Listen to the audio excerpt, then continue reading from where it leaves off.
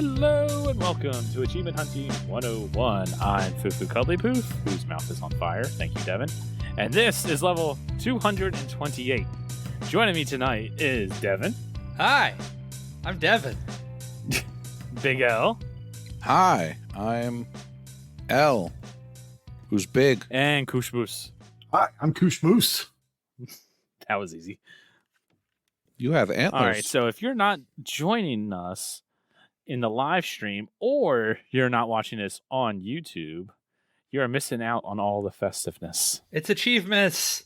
Are you saying I need to tag everyone again? I'm going to go tag everyone again. Have yourself a merry little Achievements. We're going to spend some time around the Xbox fire and, drink some eggnog. Gamer fuel. I would have came with puns, but I thought there was going to be more there. I just ate a pickle, so I ate a pickle. You're now in a pickle from eating that pickle. It wasn't just a pickle. That was still worse. That was still worse than the hot sauce. I'd do the hot sauce all day. The pickle was terrible. Are you kidding? I'd rather do the pickle. Don't clip that. That's clip. oh yeah. Don't clip that. That's clip. The intern's on it right now. Crap. Got our elves. All right. Is everybody here? Let's jump in to this week's topic. Where's everybody? Where's my chat people? Ooh, that hot sauce. That last dab. That's what I did. Devin did something that was like 3 times hotter. Last dab sucks. I did I don't know how you... the black mamba sauce, and it's not good tasting, but it is hot. Oh. Last dab was very good, and then it's just pain. It's like my last girlfriend. Achievements! Yeah, so with that, we're just gonna keep rolling. This week's topic of discussion is, what's a game deep in your backlog that you've been meaning to go back to and have come close to playing, but for some reason still haven't gotten to? Let's kick it to Nate first. All right. Rocker Claw says The Sexy Brutal. Moving on. Fighter 93 Chip says Kingdoms of Amalur 360 or Red Faction Gorilla. Moving on. MDP 73 says Rocket League, because I always say, because every other game I play seems like I'm wasting time where I could be practicing getting better at Rocket League. So Rocket League is the answer. Rocket League is always the answer. And lastly, Lego says, Rock Band. I have a child that sleeps in the room above the games room. Plus, the original Rock Band needed players to be in the same place. I know people that enjoy a quick game IRL, but no one who cares enough to do the platinum playlist, etc. Let's see. What game in your backlog have you been meaning to go back to? Everything. Like Ori's. I've got plenty of Ori's. I've got plenty of Dead Cells. I've got just doing this contest on TA and going back through stuff. I'm just reminded of all these games that I want to play, but this little smorgasbord, this little sampling of little things here and there is just reminding me that there's not enough time in the day or year to play all these things. There definitely is not. Yeah, and I've even got a new game, Evil West, that I'm trying to get back into, but there's just so many things leaving Game Pass and all. It's tough. It's really tough. Tough life. So is Evil West Kanye? Let's not go there on that one. Let's not go there. Speaking of going there, Vulgar, what about you? Hi, welcome to Vulgar. Let's read some stuff. Jable says, Minecraft 360. I haven't actually ever played Minecraft, so I have no idea what to do for the achievements that I have left.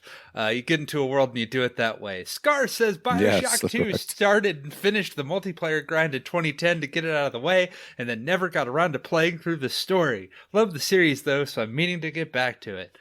Would you kindly play Bioshock 2? There, solved. Creature Backwards says, for me it's Bullet Witch. I know it's only an 8 to 10 hour game, apparently, but the difficulty achievements don't stack, and I really don't want to play through it 5 separate times with no other achievements along the way. Ugh. It being a really old 360 game and non-BC makes it less appealing too. Noted. Freem says Fable 2 started the game in Jan 2009, completed the base game in May 2012, and at the time I didn't own the DLC and waiting for a sale. I'm not certain when I finally purchased them, but it has to have been a long time owning them. The BCM head-to-head in October tasked me and Hawkeye Berry to clean it up, but the added pressure of the random game month, we met up to share the chicken outfit, and wouldn't you know, the siren songs of games leaving Game Pass dragged me away. Noted. Fable 2 is so good. I also don't have the DLC for Fable 2. It's fine. I remember it being good, but that's about it. I played one of them. It was fine. Carpe Adams says, Hellblade Senua's Sacrifice. It's been so long that I've played it, I'm afraid I'll miss a collectible. I really don't want to have to play through it a second time if I do. I also hate having to follow a video guide as I play. It takes away from the experience. I'd really like to get it done, though. I've mostly enjoyed my time with it, and it got great reviews. Yeah? I completely agree with that. I started Senua's Sacrifice. I played it for like 2 or 3 hours or something like that. Got a decent way through and just never went back to it. I played through it without a guide and was so annoyed with it, I never went for the collectibles because I just didn't care. Wow. You didn't like it? Not one bit. No, it's a boring beat 'em up mixed with I Spy for puzzles. I can't wait for the sequel where they hopefully add gameplay. Damn. As for me... You are one of the few that has that opinion. As for me, games on my backlog there's tons, but right now the one that comes to mind is Persona, but that's not a long time, I suppose. But there's lots of stuff. Anything that's over like 40-ish hours, I'd really love to get to, but I never do, and I probably never will. And it's just gonna wait, sitting there languishing, and it'll make me feel really sad. And the only thing I will do to help with that is to fill that hole is to buy more games to keep the problem going. What could possibly go wrong with this? I don't know. Speaking of things that could possibly go wrong, L. Wait, what does that mean? What do you mean possibly? What do you mean possibly? Well, I was actually looking. If you go to my game collection on trueachievements.com, there's actually a filter option called Last Unlock, where you can scold yourself for not playing certain games since 2007, like Sneak King. No, I think that one will remain unplayed. Thank you. Dead Rising. Wow, 2007. For me, I think I'm going to... this is weird, but I want to go back and actually complete the Rockstar games because I have Bully. What? I have Bully, L.A. Noire, GTA 4, and RDRR. All in the midst of their stories, and I want to at least finish the stories. I have all 4 of them in progress. I thought you finished Red Dead Redemption. No, I'm still haven't beaten the campaign. L.A. Noire, I've done the whole story. That's the only one, but I haven't done the DLC after that debacle with the season pass. But I don't know. Those always come to mind, and then I have the newer type ones like Cyberpunk sitting here, and yeah. You bought Cyberpunk? Yeah, it was one of those. It's like a $10 steelbook at Best Buy one day. It was a good idea at the time. But yeah. Well, $10 for the steelbook, I would have bought it too. Right. That's not bad. Yeah. I look at those type games. I want to play them. It's always easy to say a long JRPG. So I'll say a long JRPG. That's a good one. I'm going to read. That's my alt. What do you mean? Just that's the name of my alt, long JRPG. Long. You're wearing long J's right now. Bah Fuggin' Humbug says, following on Carpe Adams above, most games with hard/very hard difficulties. Nah. I finished this game. Can't be arsed, knowing I will likely struggle. Is that what CBA means? TIL. JK, LOL. Fug, come on. You're better than you think. They were singing your praises. Vulgar was singing your praises about how he was not so bad in Gears. Right? I'm pretty sure. I think he's not so bad. No. Him and the Canadian. It was all a good time. Yeah, the Canadian. Wait, which Canadian? The Canadian. Which Canadian? We only have the one. I was about to say, we all know who you're talking about. The one that doesn't only play Rocket League. He plays just some Rocket League. International now. So now we can have a World Series. Yeah. Makes sense. Philip Wendell says, Bastion. Looks like fun. Great reviews. Compelling cover art. That's pretty funny. But every time I think about starting it, I think about the time investment in something new when I have so many other games I feel I need to finish up and talk myself out of it. Well, that sounds like you have a problem starting anything new. Bastion, if you're talking about the original one, was not long. I was just about to ask that. I thought that was a shorter one. It is. It's not that bad. Yeah. I have not played the one version, which added some harder achievements. But you could play the 360 one and get away with that one.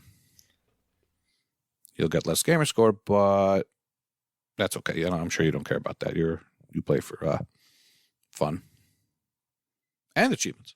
But Bastion is a great game, great music, and the people behind that made Hades, and Hades is still amazing. And Transistor Hades is too. Incredible.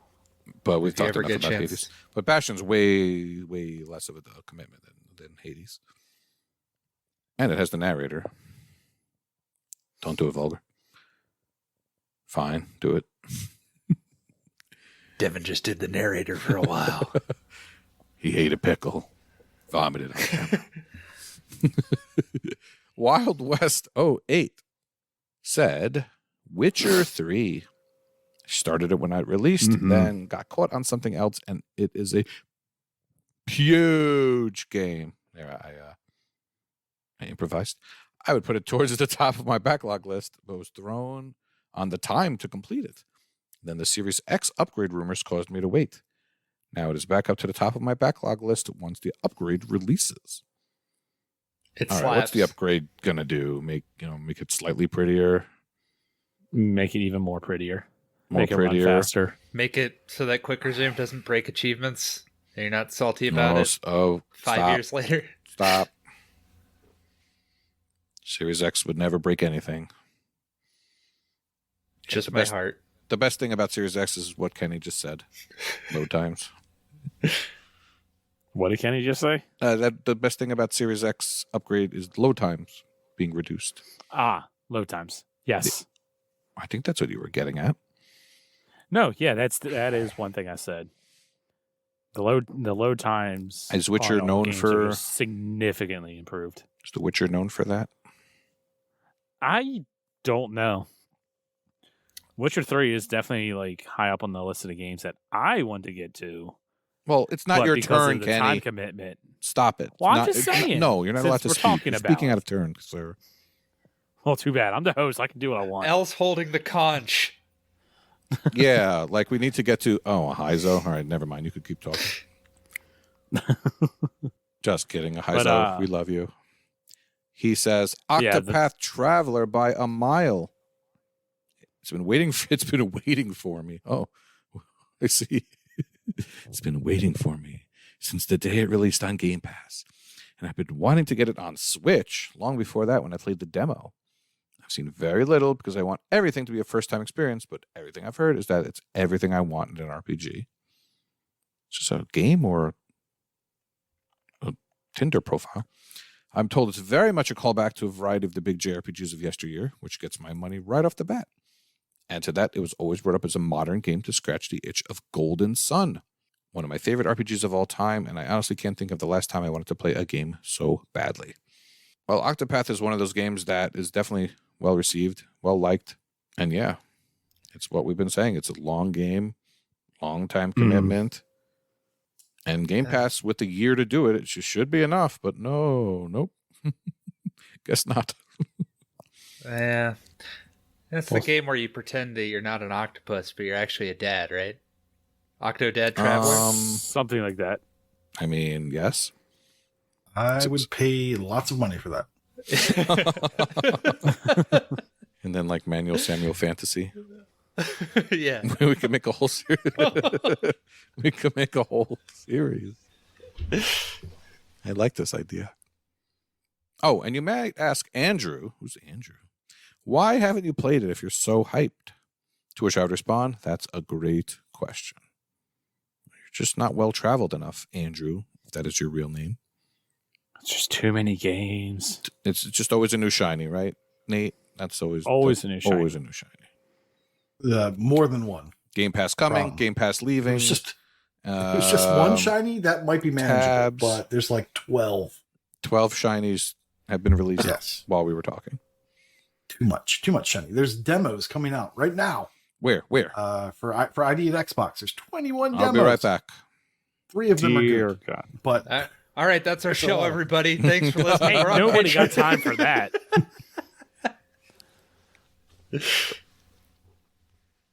Ain't nobody. All right, Kenny, it's your turn. I'm giving you permission. I'm passing the conch Oh, you're giving me permission to on your show. to Yes, speak. correct. How nice of you. You're no problem. All right, well, I'm going to read Patreon responses. No first. diarrhea, all right? I mean, you know, It's a live you know, show. You can't Devin's stop. here. Who knows what happens? No, that's verbal diarrhea. That's a difference. What's the difference? Right.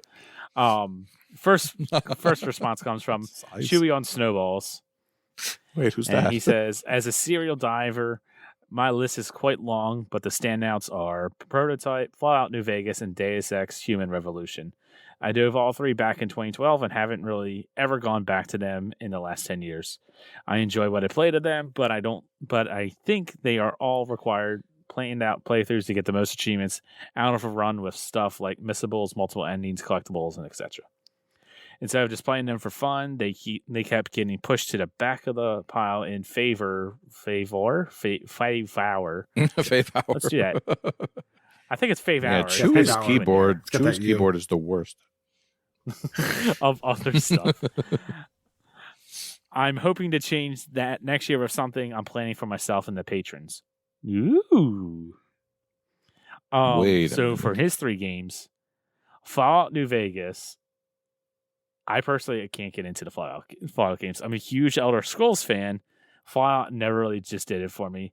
Deus Ex, I hated that game. I don't get the hype behind that. And Prototype, holy crap, man. Play that game. That game was so much fun. And with Prototype, I think it requires at least 2 playthroughs because I'm pretty sure there's a hard mode achievement that doesn't stack. So just go in with Prototype blind and have fun. As long Mass murdering with superpowers. It's a great time. as long as you make liberal use of the saves, you can get done with New Vegas fairly easily. Just make saves at specific points, and you're fine. Yeah. Every 5 That minutes. I'm not surprised about. Well, that's what he was talking about with planned out playthroughs. There's probably a guide out there somewhere, maybe on some achievement hunting website, where it tells you when to save and whatnot. Just a guess. I don't really know. PlayStation trophies. Yeah, Uh-oh. that sounds about right. Cool. Total prep. Retro Chief. He says, well, checked at all. Let me try it again. He didn't say well, that. checked all my oldest games, and with the exceptions of Crackdown 1 and 2, I haven't gone back to some of them because I simply wasn't fond of them. Crackdown 1 and 2 is mainly because there's always a new shiny, so I've been letting them slide. But they are on my list to finally get back to this year, and I intend to finish them by the end of the year. We'll see about that. That sounds Well- like a threat. I think Fug responded to him in the room saying, "Crackdown's all about shinies," and that is correct. That is very correct. Shiny orb. It's like Pokemon.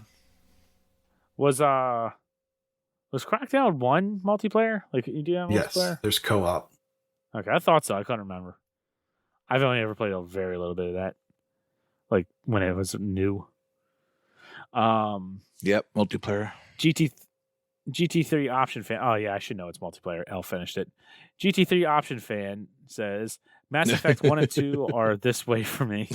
I've beaten each game at least once, but I've never gotten the motivation to go back and finish the necessary repeat playthroughs.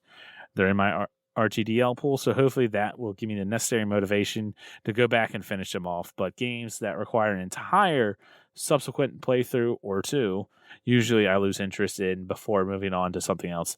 But I never really abandon them per se, just in an eternal state of backlog. Yeah. No one likes Mass Effect. They're not easy ones. Just kidding. Mass Effects are long, and especially the first one, because you need finish most of the game with each character or each party member. It requires quite a bit of playing. I was going to say something about Crackdown, Kenny. There's this part you have to go through all the rings, and if you're playing solo, you got to find something to launch off of or something like that. But if you're playing in multiplayer, you can just pick up the other person and throw them through the ring. So Michelle literally carried me in the through the game. Just wanted to point that out. I literally carried you in Halo Infinite on the mongoose. That was fun. I jumped on the mongoose, figuring if you gunned it, I would fall off, but I stayed on the whole time until I fell in the hole. No, I went off a ramp and then you just got launched. Yeah. I got a screenshot of that. I'll have to put that in podcast discussion.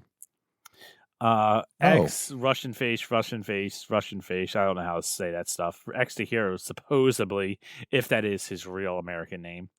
He says Saints Row the third. I've done the first 2 missions and loved every second of it. It's the kind of silly, over-the-top, satisfying action game that I love everything about. I preemptively purchased 4 and Gat Out of Hell on deep discount, which I also look forward to playing, but every time I think about firing up Saints Row 3, I end up starting something else every time for the past 11 years. Aw. Saints Row the third is amazing. And Saints Row 4 is a nice DLC. Amazing. Oh. I thought 4 was when the series went downhill. 4 is when it jumped the shark with superpowers. And it's great. And if you think about it as a superhero game, it's awesome. 4 is like Crackdown. You could run and jump, and it's fun to traverse, but it wasn't as funny. The story was meh. There's some good parts in it, but 3 was really good. I have not done Get Out of Hell. All right, and the last patron response is Restack. Finishing the achievements for... That's got to be Fallout 4. I spent my first playthrough siding with the railroad and the settlers, and all the raider achievements are a pain in the ass. Language, Kenny. Yeah. Yeah. Catster would never played say those words. So that I don't quite understand.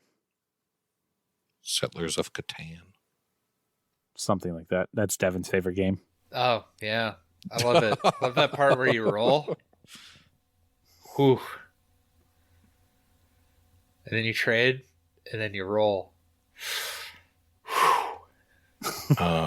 Yeah. So as for me, for games that I definitely want to, that are in the backlog, Witcher 3 is definitely also high up on the list. I bought that on a deep discount a while ago for like, I don't know, $15, where it came with all the DLC, and I think Dragon Age Inquisition was also thrown in there with its DLC or something like that. I would like to get to those, but yeah, Witcher 3. It's a daunting game when you don't have a lot of time to play. Like, I know I was listening to another podcast, and the guy was talking about how he had 120 hours in the game and didn't even play anything at the main story. He was just doing all the side quests and stuff like that. You just play Gwent. That's what my Witcher was not a Witcher. He was a monster hunter that used his money to funnel into card games. I just became very addicted to card games. That sounds too much like real life. I don't want to do that. I spent way too much money in card games. The nice thing is, it looks like the next-gen update is going to be available to anyone that owns any release of the Witcher 3 game. So you're not going to have to pay for that. Oh, that's nice. Yeah. Yeah, I recommend the Game of the Year edition. Nice and neat. Throws in Hearts of Stone and Blood and Wine, and Blood and Wine's probably one of the best DLCs that's ever been made. That's what I've heard. Blood and Wine was like a game in and of itself. Blood and Wine is just far beyond what other DLCs have even attempted. It could have probably sold as its own thing had they wanted to. Which is crazy. And Hearts of Stone is pretty good. All right. I think that will do it for that. Unless anybody else has any other games they want to talk about that was mentioned or they want to mention. Nope. All right. Well, in that case, let's get into the game showcase. And let's start off with L. Let's start off with me. Yeah, we're going to start off with you. I'm the elephant in the room. We just figured what the hell. With the RTDL. No, we don't talk about that. That's old school. Well, I guess the elephant in the room is that I finally hit my 1,000,000 gamer score. Hey! Congratulations. Whoa. Congrats. Whoa! And I did that on Wednesday, the day after we recorded. And a lot of people had said to me, like, you're on 990X, whatever. Like, what are you waiting for? And honestly, I was waiting for a lot of things. I was actually considering doing it tonight, live.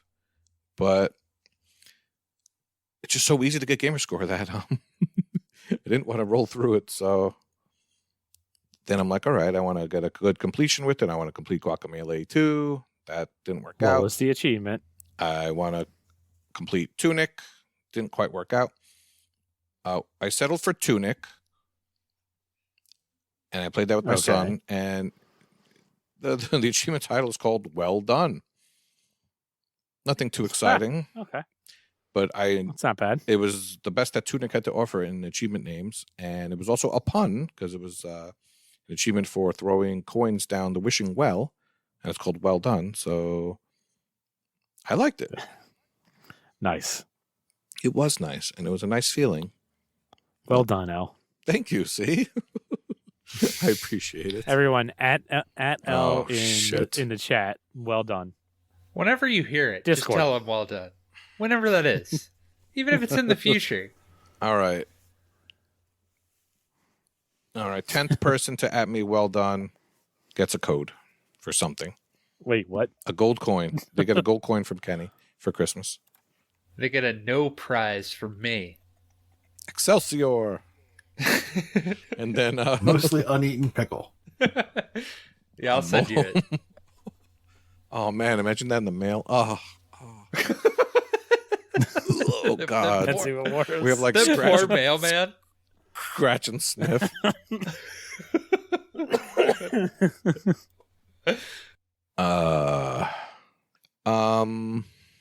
So after getting the 1,000,000, the new RTDL came out. So I'm sure your next question was going to be, oh, are you still going to play easy, crappy games? Yes. Oh, no, I already knew you would.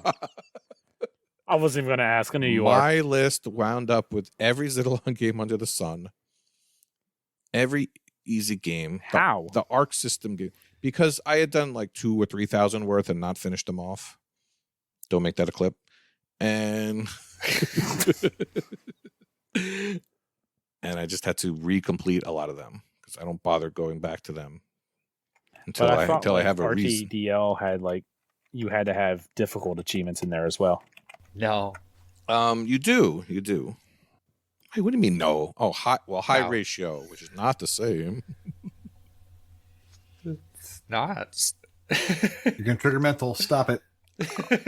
Well, my highest ratio achievement this month is Halo Infinite, which just had a title update with co-op added. So there's a lot of 10, 12, and 14 ratio stuff. That's just because they're new. I haven't really looked into how difficult they might be. So I'm not going to talk about easy games. High ratio for a while. Well, you need to carry me on the mongoose and get me that achievement before the month is over, sir. I can try. Well, the other big thing that I've been playing is towards the 12 Days of Christmas contest. Ew. And that is usually run by Freem and Planting and the whole events committee. So the first day you got to get 1 achievement in a specific category. The second day you got to get 2, and so on and so forth. And then there's also something called Chin Doctor difficulty, in which you do it like the song, where you do 1, 2, and then you keep going and repeating the old ones on the new day. Nate, are you participating in such shenanigans? I want to say you are, but I'm not 100% sure. Yes, I am, and I'm doing the Chin Doctor mode, and I guess I'll take this time to announce I am quitting the Chin Doctor mode because it is time consuming, and I just don't have time. So yesterday was the last day that I did the Chin Doctor challenge. From here on out, I'm just going to do the bare minimum. Are you doing Chin Doctor mode, Al? Oh, absolutely not. Oh, okay. I didn't think you would. No, the bare minimum. Just good possible title. Day 1 was a remastered game, or a game with the word remake, remaster, or definitive in the title. And shockingly, people on TA complained about this. Shocking. I know. TA? I don't want to start a new game. No. Oh my gosh. No, there's no one that complains on TA. Never. I only have 5 achievements left in my entire life, and I do not want to start any new game, sir. I wound up using Burn Oot Remastered, which, of course, because I'm L, I did all the online 3 years ago and didn't touch the story, so I still had... that makes sense. I still had complete, win a race. And that's what I did. Like a 1.2 ratio. I never... How do you get through all the multiplayer? Well, it's win an offline race, I guess. Well, offline race, yeah. Yeah, win an offline race. Okay. We could tell you stories about the ratios on the online portion of the game a little bit later. Harder than Dark Souls. Much harder than Dark Souls. It's got 10 ratio. Day 2 was 2 loud unlocks, where you had to get 2 letters in a row that are all caps. I remember there's certain games like Left 4 Dead 2 where there's all caps. I did some real easy nonsense. The Arc System games, there's an achievement called CRT Screen. Anyone who's played the Arc System know games all knows about exactly that. what that is. Yes. So I did 2 of those. Feel free to cut me off if anyone picked anything more fun than what I did. The third day was Ellipsis. That one was a little more difficult. I had in my library a game called 99 Vidas, which actually has a lot of achievements with ellipses. 99 Vidas is a beat-em-up game which is heavily inspired by Streets of Rage and Final Fight and Double Dragon. And there's a lot of Easter eggs, a lot of music that is, we'll be nice and say, inspired by those games. Lots of Easter eggs, lots of nods to it. So I love that kind of stuff. 99 Vidas sounds like a PlayStation thing. That's Vita, sir. I see what you did there. Yeah. 99 Vitas and PlayStation 8 1. Yeah. So you're living La Vita Loca? There you go. This is why we keep going. This is why we keep you around. Day 4 was achievements that contain double letters. My Turtles group started up Teenage Mutant Ninja Turtles Mutants in Manhattan for the 360. And I have story time tell you guys.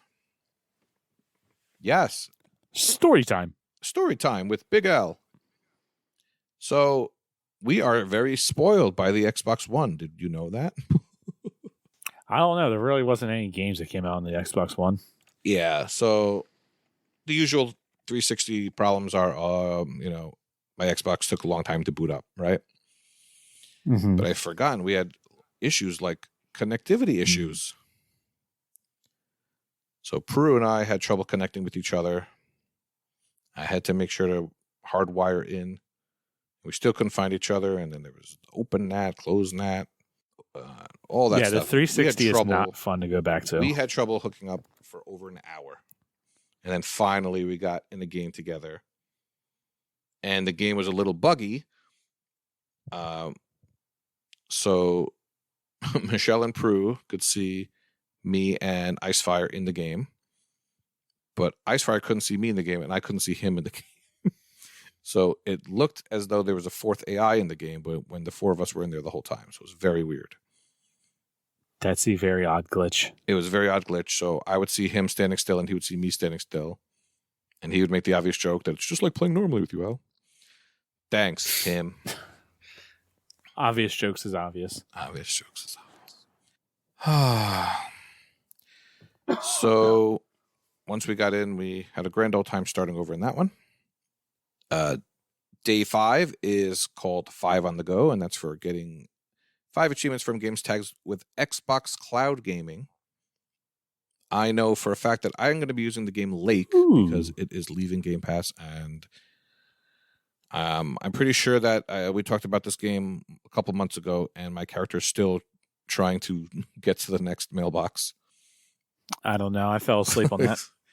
Your character moves so slow. So slow. Day 6 was today's, called 6 Cookies Put Down, and it's a spelling one. And you have to spell the word cookie. So 6 achievements spelling cookie. For all of you in the chat, I have a surprise for you. I have been, I am going to leak day 7. I'm not going to tell you where I got this. You know, I'm going to leak. And it is 7 achievements from shoot 'em ups or beat 'em ups. That's easy. That sounds easy enough. Do you have shoot 'em ups that you will enjoy, Kenny? Do what? What shoot 'em ups do you enjoy? Is it like Doom? Most of them. Oh, I like the side-scrolling ones. Like Smash TV? Vampire something or other? I don't really like beat 'em ups. I like shoot 'em ups. Beat 'em ups are okay. Beat 'em ups are only good if you have friends, like Shredder's Revenge or not Scott Pilgrim. Well, I have another couple of days that I could read off. Do people in chat want to hear this now, or should we keep them? Read them. Read them. I don't know. People in chat are kind of quiet. I don't know. You only get to have one before, like, on Achievements is Eve. And then you can, in Achievements Morning, you get to have all of them. All right. Well, Saucy says read them, so I think I'm going to hold off. But Philip Wendell wants you to read them. Oh. And it looks like he had well done already typed out and forgot to hit enter before. I see what you did there, sir. All right. Well, day 8 is one that you're going to have to explain to me. Well, it's the one after 7. Damn it. Before 9. Before 9. Well, there's only 2 after 6. And then there's 8 Crazy Nights. That's an Adam Sandler movie. So we're going to do it. Oh. So day 8 is related to Hanukkah, I think. It's achievements with the flag called Level, which I don't know if I heard of that before. I have no idea what that is. I imagine it's for beating a level in a game. I don't know. Sounds like it's on the level. And the chat has devolved into why is 6 afraid of 7 jokes.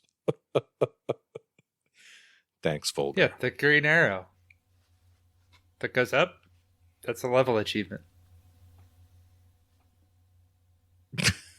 Remember? Oh, 7, 8, 9. I get it. Good one.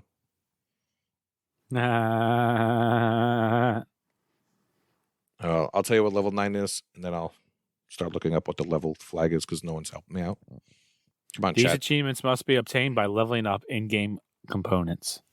I thought it was because 7 was a 6 offender. So upgrading? Yeah. I just looked it up for you.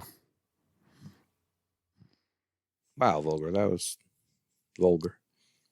Thank you, Rocker. Level is applied to achievements that require a specific level, rank, or experience point accumulation to be reached at the time of unlock or as a prerequisite. Those are big words. I don't know what you're talking about, Corey. I definitely looked it up on TA. Doubt. All right, and our third and final bonus day that I have in advance for you guys is day 9 is 9 achievements that are part of a series. So that shouldn't be too bad. I assume he means like 9 Halo achievements. Like most games are part of some series. Oh, well, there's lots of great IPs that you're always saying are so great every week, Vulgar. I don't know about that. They'd never remake or remaster anything or put sequels out unnecessarily. I have a whole bunch of collections of things, or the collection is genre. Best genre. Well, thank you to my mysterious source for helping me out with those 3 games. I mean, nobody will ever figure that out. Never. It's going to take a whole episode to figure it out. All right. Well, in that case, let's move to Nate next. Okie dokie. I played a game out of Game Pass. It is called Soccer Story. So, you got any stories? If you're wondering about Soccer Story, what would that game be about? I wonder. Well, it's about soccer. It's a lot like Dodgeball Academia, but it's soccer. So, and everything is soccer. So when you go to do something, you're pretty much doing soccer. And it's not bad. I have to admit, it's better, in my opinion, than Dodgeball Academia. Dodgeball, the dodgeball mechanics were more difficult, more involved, and it had that accessibility mode that everyone turned on. Almost everyone, probably everyone, turned on after about 5 minutes, and made the game really boring and really talky. This game, Soccer Story, is not that. The matches are mercifully short. So they're 4-minute matches when you have to play them. That's so nice. Yeah. And the story basically goes like this. There's a soccer match. And when the soccer match ends, this society decides to outlaw soccer. They take away soccer from everyone. They prevent them from playing it. And then they have their own soccer tournament. And they don't let anyone else play soccer. So everybody else goes around doing different things like lifting weights, going to gym, golfing, things like that. So you don't do soccer anymore. So you go outside and you find a magic soccer ball. And this magic soccer ball is a lot like, it's not like God of War really, because you can kick the soccer ball and then you can call it back to your foot. So basically it's God of War. The Soccer Story is like God of War. It's basically God of War. Yeah, you can I can just stop right there. But the way it actually plays, it's like an RPG. So you're kind of running around, and once again, when you have a hammer, everything looks like a nail. When you have a soccer ball, everything looks like a goal. And what you need to do is a couple different activities that you can do in the world. Those are finding targets in the world that you have to hit. Some of those require you to level up your power because you can't lift the ball high enough to hit them. Sometimes you'll have to hit moving challenges. So you'll be tasked with hitting these targets that might be moving within a certain time limit. You'll also have to find hidden goals. Now, this is fun.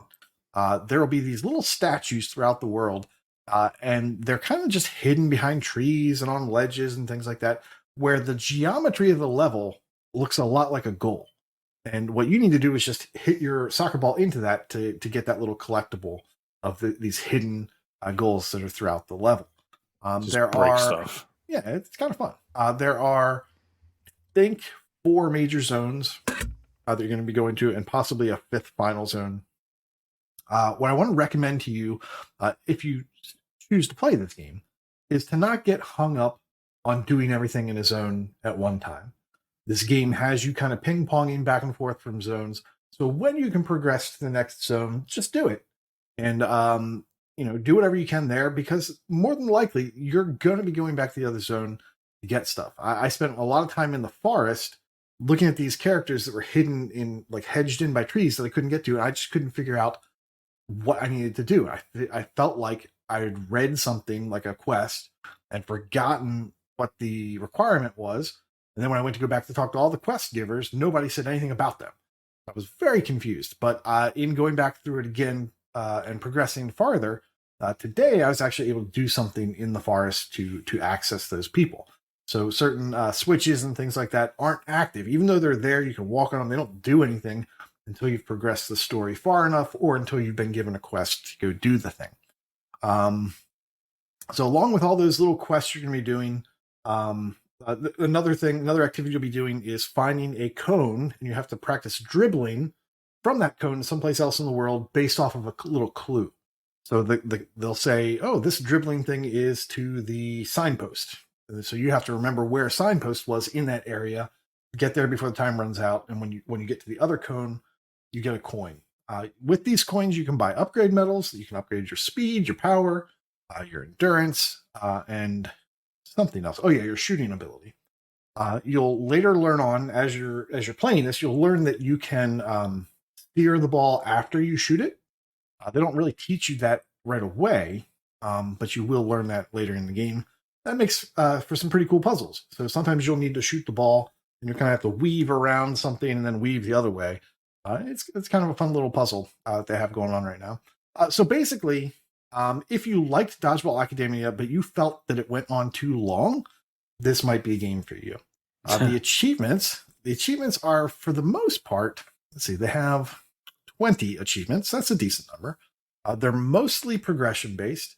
They're mostly for completing, I want to say, the cups. So, and those are kind of the challenges that keep you from progressing to the next level. You're going to have to beat like a preliminary match, and then you're going to have to beat the next match up. It's kind of funny. The very first team that you fight or that you compete against are called the Toddlers. And until you learn the mechanics, they're actually pretty tough. It's really hard to score a goal on these Toddlers. But once you figure that out, I was crushing the other teams like 5-0 in 4 minutes, and actually got to the point where I was just so tired of playing the game because I was just killing them and they weren't doing anything. I just started running around in circles. So I'd get the ball, I'd score up a couple, and then I'd just keep away with the ball. Just so I didn't have to worry about it. And that worked really well for the one-on-one. It didn't work so well in the full-on matches. Every now and then you'll be challenged by like another team's leader to do a 1v1 match. And the nice thing about that is, I think when you do that, you, for the most part, get a new skill. Like you can get a powered up dive attack. Now your dive attacks can happen from really far away, strip the ball away from an opponent and get that ball, and then go do other stuff with it. Aside from that, you'll have things like completing the controlled shot tutorial, winning a match, doing a whole bunch of little side quests. They have a whole bunch for like your very first side quest thing, and then, like, of course, the culmination of those side quests. But so far, I'm having a really good time with it. The writing is fine. It's not over the top like in Dodgeball Academia. There was just so much conversation. There's a lot of going back and forth. So if you kind of hate that, maybe that's not for you. But so far, it's been, to me, the sport aspect of it is a lot more fun than the dodgeball was, and the RPG lightness of it is also much more enjoyable. So for me, I really enjoyed this over Dodgeball Academia. I'm not done yet. I am, it says 7.5 hours into it, and the estimate is 12 to 15. So I'm a little over half, maybe. And I'm having a good time. If you could only pick one, which one would you play? Obviously this one. Which is weird because I like dodgeball more than I like soccer. But in terms of games, this one is more fun. So you got your kicks from Soccer Story? Yeah, I got my kicks from Soccer Story. That is true. And you enjoyed beating toddlers? I had a ball. Oh, God. You got it, man. Goal. Too easy. Soccer Story. So I will say, you seem to really like it, but TA does not. Yeah. TA, it has a 2.66 rating. Oh, wow. Interesting. Probably because it doesn't have any accessibility menu. Yeah, I was just going to say that's probably why. People want to cheat. Or people just think soccer's boring. I don't know why you would think that. Because I watch soccer. I mean, what? that still is baffling to me. I don't know why you don't see watching soccer for a 3-hour game and this score ends up as 0-0 is anything less than just absolutely exciting. Thrilling. Yeah, they sell you the whole seat, but you only need the edge. Only need the edge. Yeah, much like Dodgeball Academia, this game is PC Game Pass, and that's probably where I'd play it. I assume it's got similar type graphics, right? Like minimalist graphics. Oh yeah. Yeah. Why would you play this on PC instead of console? Because I don't feel like I'm missing out. Like not playing on my TV. I like to have just some games on the go. Yeah, this would be a good one to chip away at. I'm sorry, Nate? I was just wondering the way you said that. What'd you say, Nate? I'm saying that this would be a good one to just, if you're out and about and you have your laptop with you. Yeah. It'd be a nice one to chip away at if you don't feel like committing a lot of time to it. It's pretty easy. It does a great job of saving your state and allowing you to just come back in and pick up where you were. You can quit at any point. You don't have to go to a save station or anything. It is play anywhere. So it's pretty hands-off then as far as the game goes? Yeah. Nate can't wait until the summer when you could play this in the water. I'm trying to free throw the Vulgar to talk about his game, but that would be evil. Pele. Devin, what would you like to talk Way about? to kick it in, Pele. Yeah. So the game I have talking about is a little indie darling called Resident Evil 8. Resident Evil Village. It's the 8th. Never heard of it. Yeah, I know. And it's about a house that's it's malicious, malignant even. It is a first person. It's more a sequel to Resident Evil 7. You play as the same guy. I had it on my RTDL, and you get basically stuck in a Eastern European village that happens to have werewolves in it. As you do. That just happens. And you all of the normal tropes happen. You collect herbs, which you use to heal. You buy from a vendor who is just a real weirdo who happens to be at different places. He's a big, giant, 9-foot tall fat guy called the Duke. He sells you handgun parts. It's great. You'll run into a vampire lady, all while you try to rescue your daughter. And I bought and played through the DLC because I just did it out of order. Because why not? And the DLC was pretty cool. That one's more in traditional, third person, like Resident Evil 4, 5, and 6. And they added the option for you now, instead of playing in first person, to play through 8 in that third person mode. Though I would say, for my money, I would recommend playing in the first person mode because all of the scares and horror and tension is built around you being in the first person, and all of the cutscenes are in first person as well. So if you have a cutscene, that's all done in game, and the antagonists will interact with you, and it'll cut back to the first person. So they'll, in one specific thing, they'll hook you up by your hands, and you'll have to see it, and it'll be weird to just go back into the third person. I would say makes sense. But yeah, as for achievements, you will get a lot of them pretty fast and easy early on, because there's a lot from just playing through the game and doing it. And I would say, at least what I'm trying to do is play through on an easier difficulty, because as you play through the game, at the end you get collection points, and you can spend those for different upgrades for future playthroughs. So you can play New Game Plus, but give yourself unlimited shotgun ammo or unlimited magnum ammo. And you also have to speedrun the game. And the speedrun's for beating the game in under 3 hours, so that can tell you how quick. Oh, wow. The interesting thing about Resident Evil is that once you know what you actually need to do, none of them are ever that long.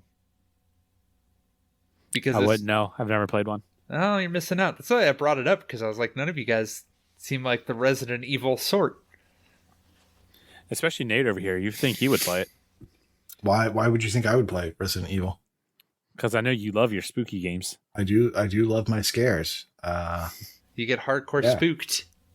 I played the early ones, but I just never really got into them after the one on the Nintendo. I was at 3. That was 4. Okay, yeah. So I started that one. The guy came out with a chainsaw, and I said, "Okay, I'm done." Yeah. And I just never went back to it. It wasn't fun dying to that chainsaw. And then I was like, "Oh, I'm gonna play some more Mario Sunshine." Good game. Classic. It's what the Resident Evil games do is they kind of find their arc and they find their own kind of footing, and they stick with that, and then all of a sudden they just decide, nah, never mind, we're changing it up. So they have oh, here's this normal survival horror game with the fixed camera angles and the puzzles, and then in 4 it's like, yeah, we're bored with that, it's a third-person action game now. And then they do these third-person action games, and they get really over the top, and they're like, this isn't doing us for us anymore. First-person horror is back where it's at. First-person, more survival horror. I would say that compared to 7, which I would say this is more of a direct sequel to 7, if you've never played that. I would recommend 7. This is a little less scary, in my opinion. 7 is very creepy, but this is not...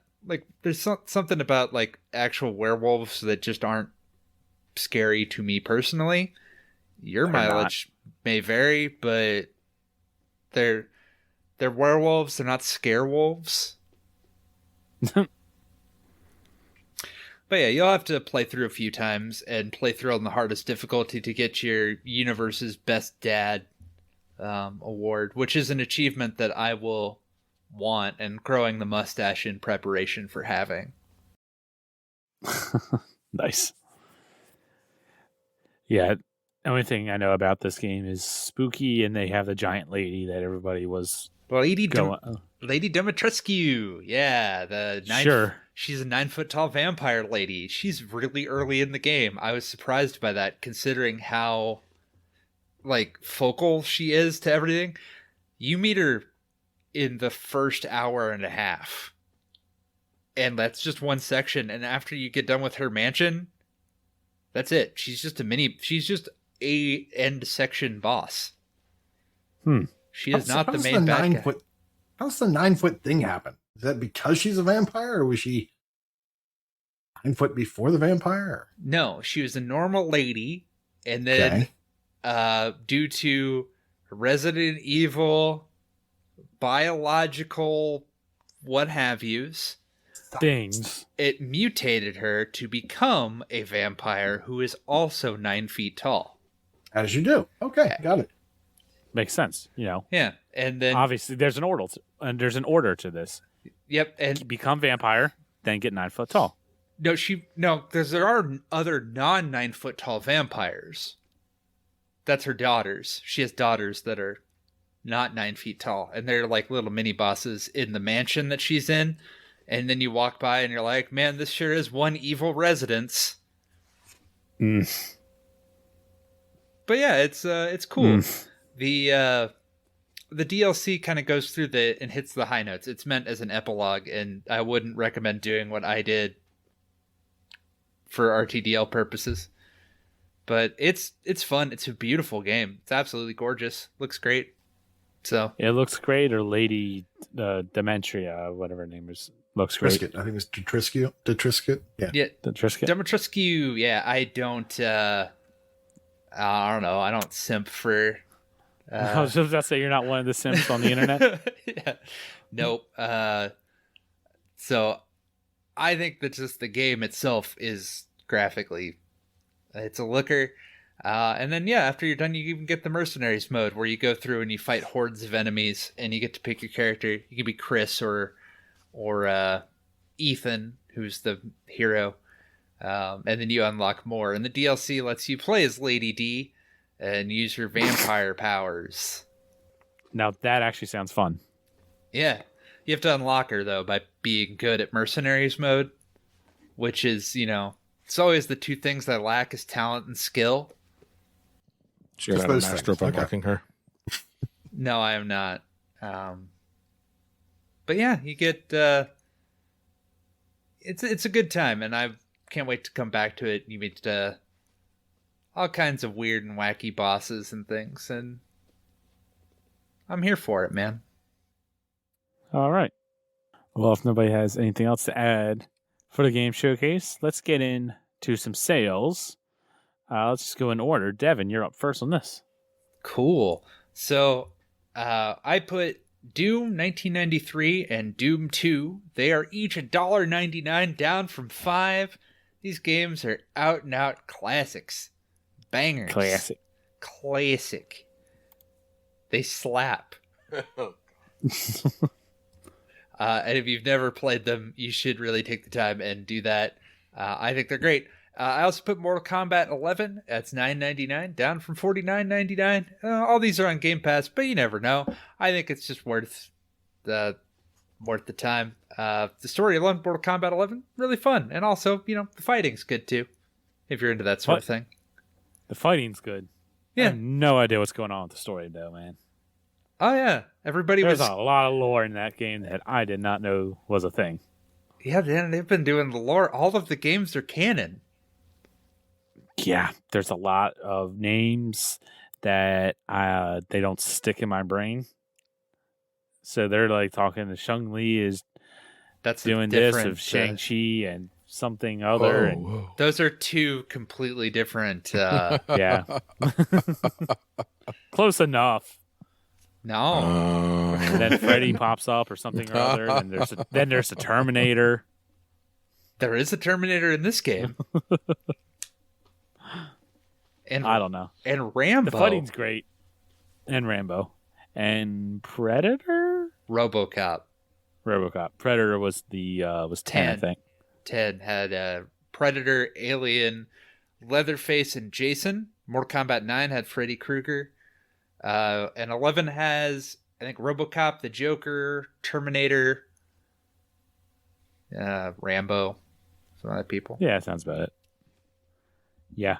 I like to play them here and there. The fighting's very good, but I know nothing about it. All right.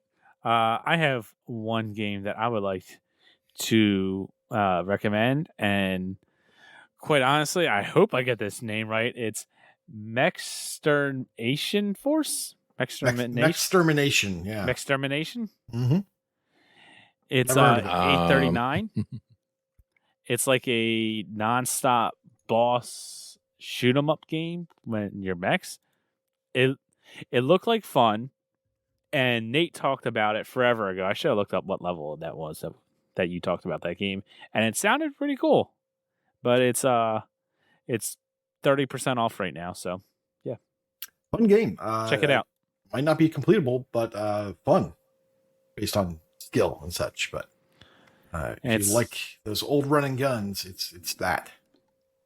And it's got a 3.8 rating on DA, so decent game. Nate, what games would you like to recommend?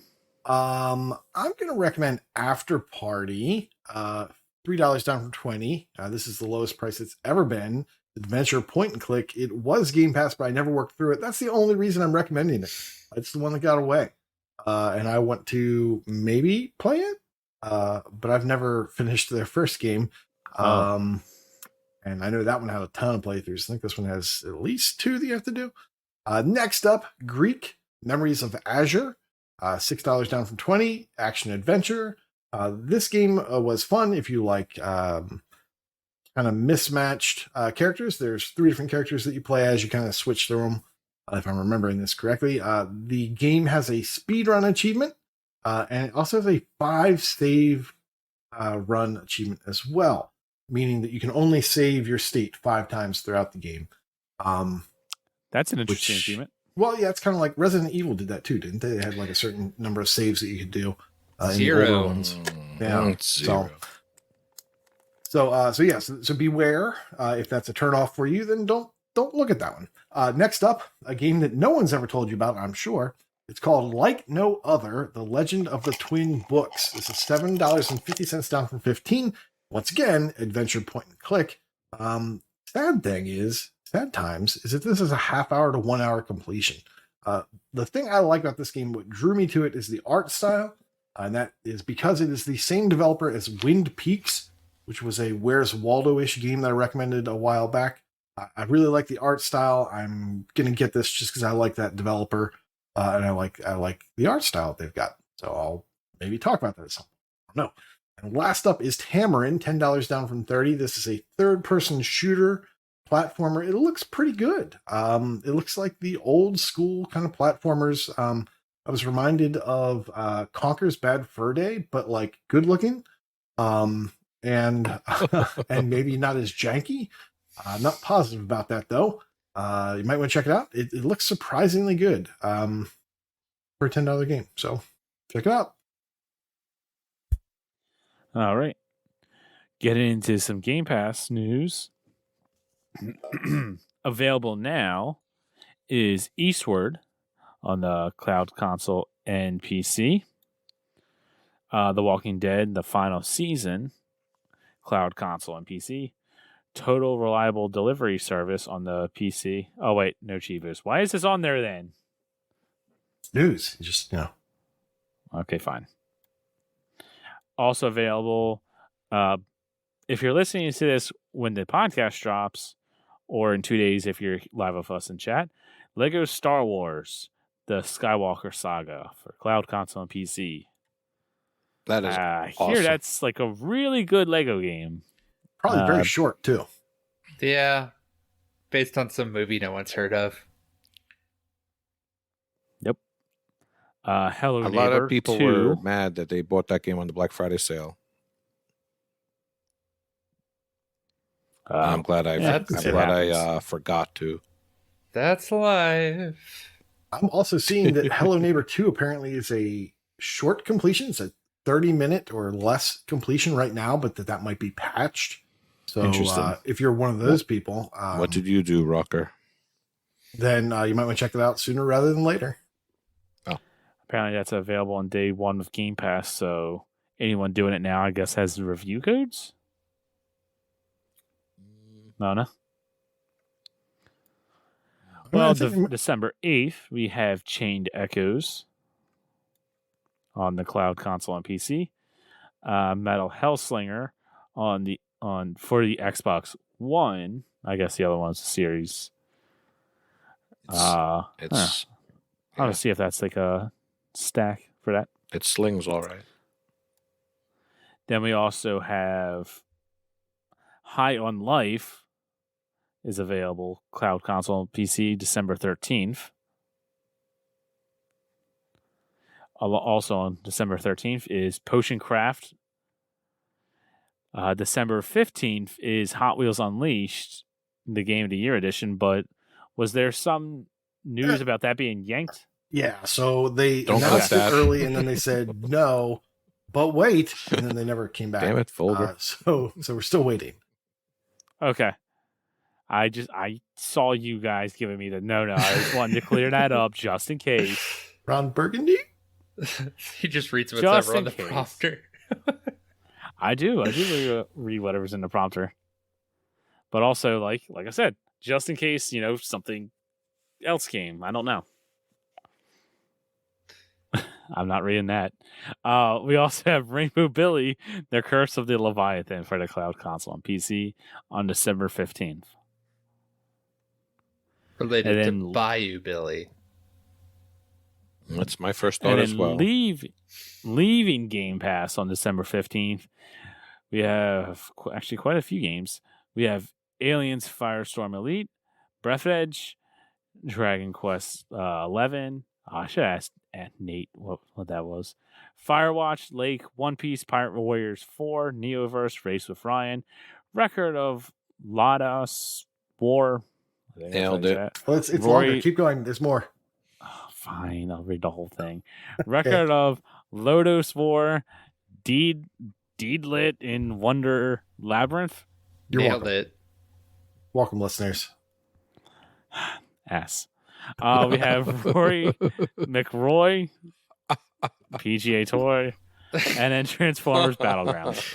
Lee Carvello's putting challenge. Close enough. I don't care. It's PGA. Dragon Who Quest cares? is an RPG, just in case you didn't know. So, Oh, is it? well, you said you were going to ask me what it was, so there you go. I meant the X1. Dragon Quest is. It seems weird. like a good idea to start this right now. Go for it. What could go wrong? Yeah. Take the initiative. All right. Well, let's get into some contests. Nate, tell us about the Gamertag Challenge. All right. So we wrapped up November's Gamertag Challenge, which was for Chesno. His wildcard game was No Straight Roads. Nobody played it. No bonuses. No bonuses were earned. The bonus, I'm sorry, no wildcards were earned. The bonus was Please the Shiba. Spell any of the following dog toys.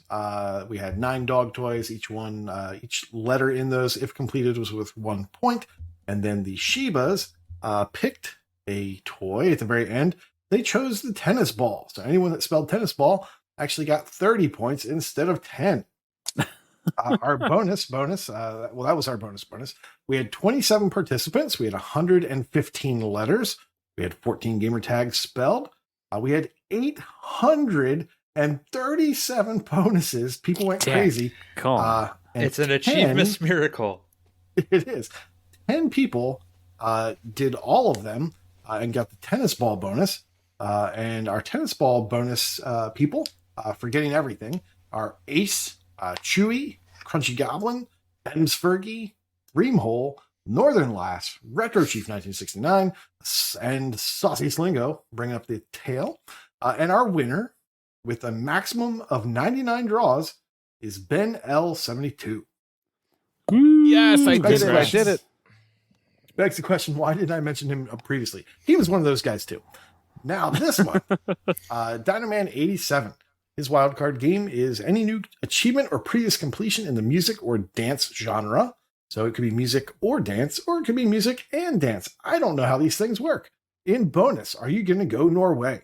Spell Norway 6 times at maximum with the first letter of achievement. And that's 6 bonus draws per instance. So if you only spell half of Norway, it doesn't count. Letters do not need to be used or do not need to be earned consecutively or even in order. You can just kind of hoard them all and figure out how many you spelled at the end of the month. That's perfectly fine. And the bonus for using games from developers based in Norway is worth double per achievement. And you can check the Gamertag channel, Gamertag Challenge channel for a document where we're pre-approving those developers, and you don't have to do all the research. And if you find a new one, just let us know in channel and we'll update the document. One final note, the Gamertag Challenge history will be wiped at the end of the year. The document's getting a little too big. We're going to clear it out and start from scratch next year. So if you're one of those data hoarders, go ahead and make sure to save that before the end of the year. We will be starting with a clean document in 2023. All right. And it's also the first of the month. So that means we get our patron drawing. And this month, the winner of the patron drawing is erutaerc. Creature backwards, that guy. Nailed it. However you want to however it Nice. is that you want to say your name. Thank you for supporting the show. We all greatly appreciate it. All right. But with that, let's get into some brag camp. Take it away, Devin. Alrighty. Mikey710 has reached a new milestone of 250 completed games. Sincere Seeker 6 has reached 400 completed games. Retro Chief 1969 has 700 completed games, along with Hate Me 4141, 700 completed games. Inferno 118 has 1250 completed games. Mental Knight has 1600 completed games. And Lucas 1987 has 2750 completed games. Good golly. RPG Davey in streaks, by the way, is currently on a 50-day streak. Quantum Gray 17 with 100 days, as is Inferno 118. CJH Carter with 150. Survivalist with 500 days is joined by Neo21, surrounded by X's. Prince currently has 1,050 days, and Enigma Gamer 77 is currently celebrating a 4-year achievement win streak. In Gamerscore, RFC Ori has hit 250,000 Gamerscore. Freemhole has hit 500,000 Gamerscore. Freaky RO has hit 600,000 Gamerscore. Morbid237 has hit 850,000 Gamerscore. What the Fug has hit 950,000 Gamerscore. Gamer 77 has hit 1 million Gamerscore. Dave Bodum has hit 1.3 million Gamerscore, and Slayer Raining has hit 1.6 million Gamerscore. Oh, and some new guy to the community, Big L, has also hit 1 million Gamerscore. Congratulations to him! Yay! I'm trying to figure out. I'm trying to figure out what achievement Enigma Gamer got his million with. I can't figure it out. Hobbyist in Boyfriend Dungeon. The Magnificent 77 in Forza Horizon 4. He did it in Boyfriend Dungeon? New Monster in Slime Rancher? I'm not sure. Somebody who has better TA food than him. Figure it out. Figure it. I know that Freem hit his 500 and something. Funky. I don't think he's that old. Funky. He hit it with the $500,000 man achievement in Jetpack Refueled. There you go. He tagged me and everything. Good one. I mean, he tagged Nate. Enigma did it with the Magnificent 77. Complete 77 challenge. Oh, Enigma Gamer 77. Awesome. I get it. Good one. That's awesome.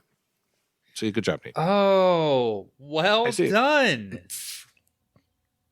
It was a well. Nice. How do you like your steak, Devin? Medium rare. Okay, cool. And the correct answer.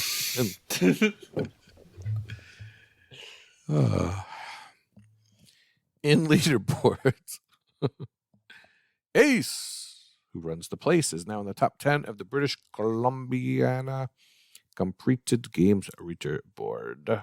Bastion Raider in the top 5 of the USA completed games leaderboard for shoot 'em ups. Guess we'll be playing more of those soon.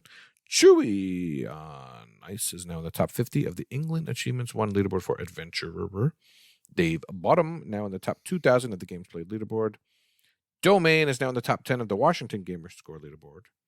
Retro Chief is in the top 1,000 of the TA leaderboard for Connect Required. Septic Earl is now in the top 1,000 of the Gamer Score leaderboard. Nicely done. Sir Polygon in the top 5 of the USA TA leaderboard for On Rails. What the Fug is in the top 1,000 of the Max Possible Completion Percentage leaderboard. And Magic Monkey is second in Germany. Completed games leaderboard for education and trivia. Nice. Are you smarter than a 5th grader, Kenny? No. Depends on the 5th grader. That is correct. All right. Well, that will do it for us this week. Thank you all. 77 are listening. What?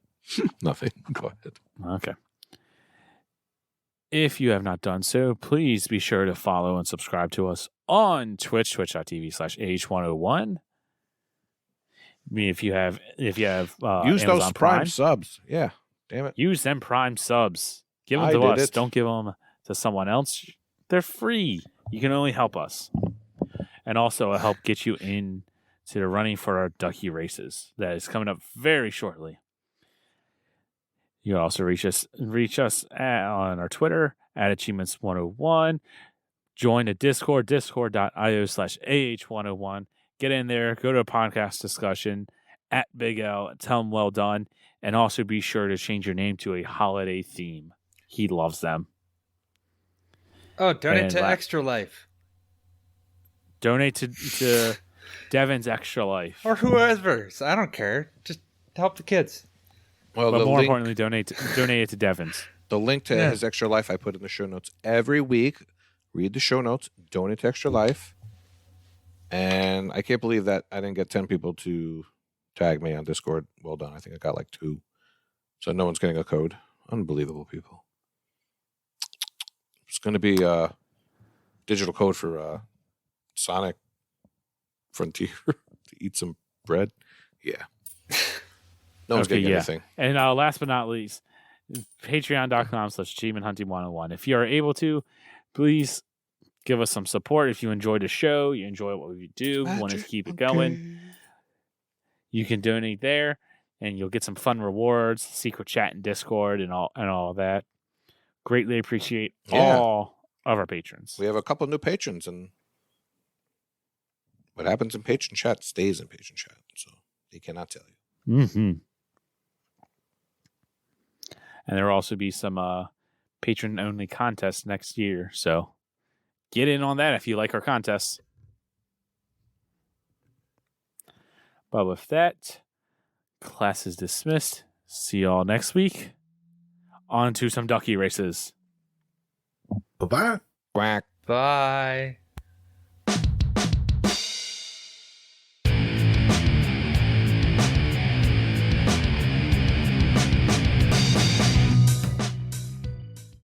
What's up, AH101? This is Neo21 again, bringing you the Year of the Vayner summary for the month of November.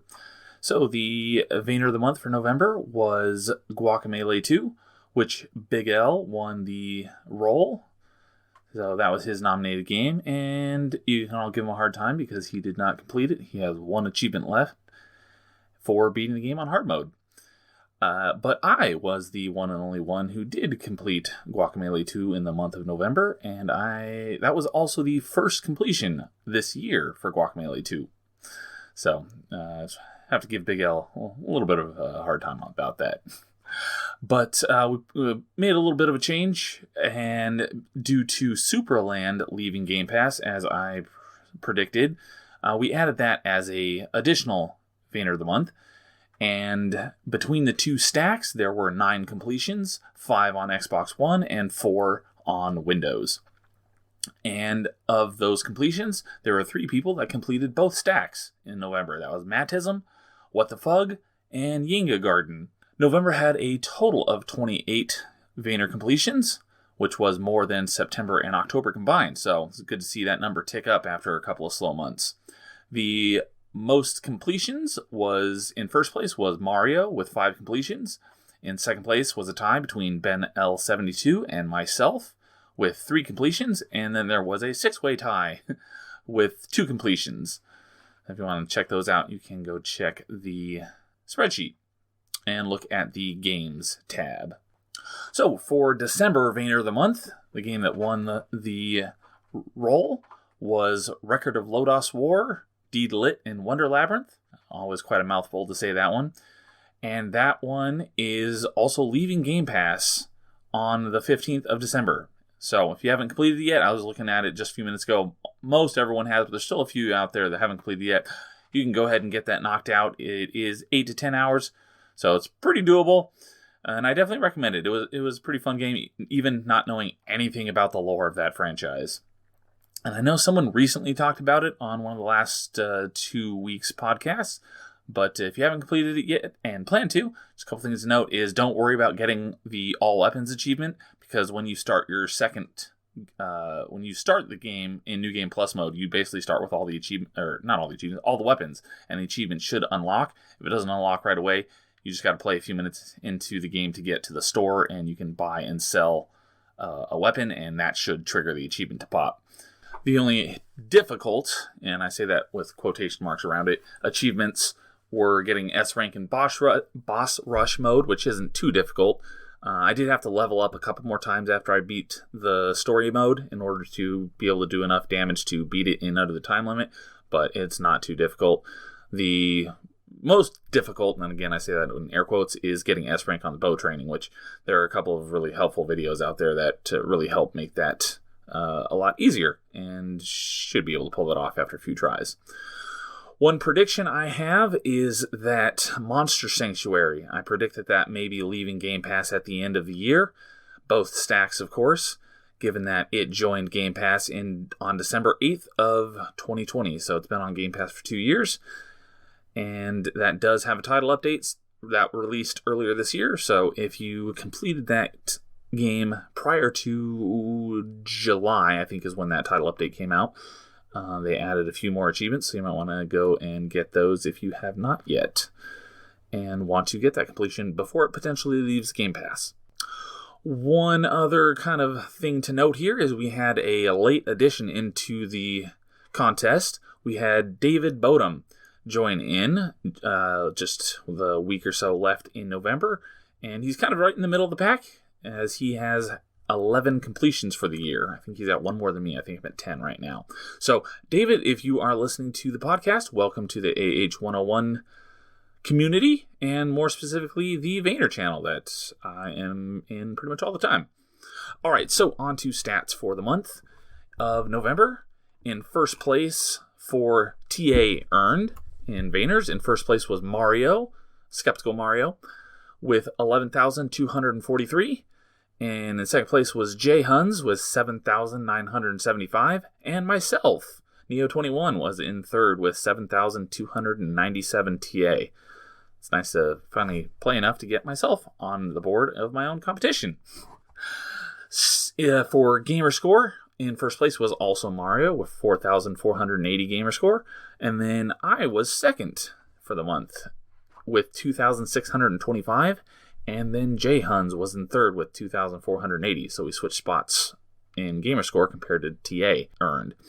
And then for achievements earned, in first place, Yinga Garden with a whopping 119 achievements due to basically completing the full double stack of Superland. And then myself in second place with 95 achievements. In third place was Mattism, right behind me with 93 achievements. And right behind that, in fourth place, was Mario with 91 achievements. And then right behind that, in fifth place, was Jay Huns with 88 achievements. So had between the four of us, there was only a spread of 7 achievements between second and fifth place. All right, so that does it for November. I am planning on running Year of the Vayner again in 2023, but I have some potential life stuff coming up that might prevent me from doing that, so we'll have to wait and see. But if you do have any suggestions on ways to make the contest better for next year, feel free to put it in the Vayner channel and tag me or DM me, whatever you want to do. So get those Vayners completed by the end of the year, and I'll bring you the end of the year stats in January. And once I've gotten all the kinks worked out on the spreadsheet to make sure all the numbers are calculating correctly, I will do the prize drawing, probably first or second week of January, and I'll be bringing you the winners. So, to make sure that everything is correct, if everyone who has been participating throughout the year pretty actively, take a few minutes to look at the spreadsheet, go to the Games tab, and make sure all the Vayners that you've completed this year are listed in your column and what month you completed them on. That will make sure that I have them all right, and if you notice any discrepancies, just let me know, and I can make those corrections. So, all right, well, that does it for now, and I will talk to you guys later.